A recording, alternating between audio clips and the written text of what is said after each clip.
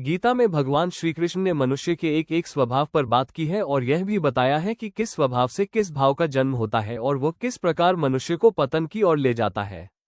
इन सबके बीच उन्होंने सबसे अहम मुद्दे यानी एक आत्मा के इस संसार में फंसे रहने के कारण पर बात की है।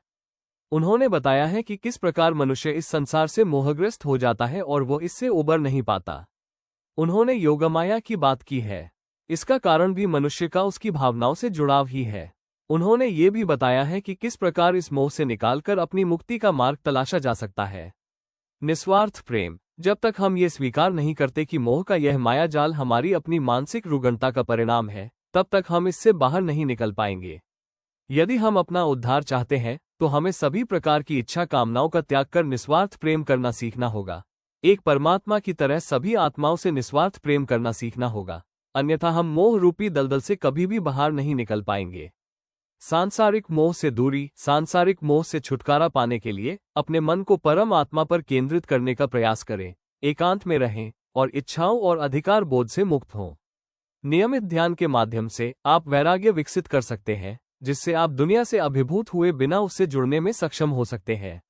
ध्यान के माध्यम से मन को शांत करके आप सांसारिक मोह से दूर हो सकते हैं। जब मन शांत होता है तो आप सांसारिक वस्तुओं से मोह और लगाव से मुक्त हो जाते हैं।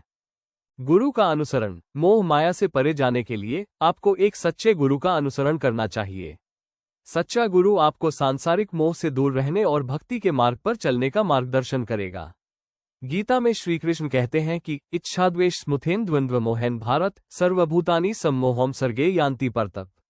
अर्थात इच्छा तथा घृणा के द्वंद्व से मोह से उत्पन्न होते हैं। इस भौतिक जगत में समस्त जीव जन्म से इन्हीं से मोहग्रस्त होते हैं।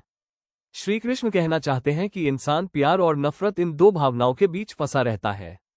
वो किसी से या तो प्यार करता है या नफरत करता है और ये दोनों भावनाएं उसे सामने वाले से जोड़े रखती हैं।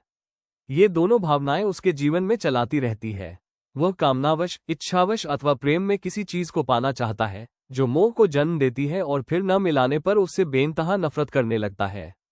उसकी भावना भले ही बदल गई है लेकिन वह मोह उससे दूर नहीं गया है। मनुष्य जीवन भर कामना करता रहता है और उसमें फंसा रहता है। यही तो योगमाया है। भक्ति के माध्यम से आप भगवान से जुड़ सकते हैं और सांसारिक मोह से दूर रह सकते हैं।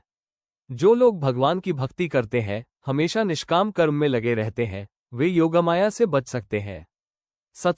सत्संग में जाने से मन का मोह और भ्रम दूर होता है। जब हम सत्संग में बार बार जाते हैं तो श्री कृष्ण हमारे हृदय में स्थापित होते हैं और मन का मोह दूर हो जाता है।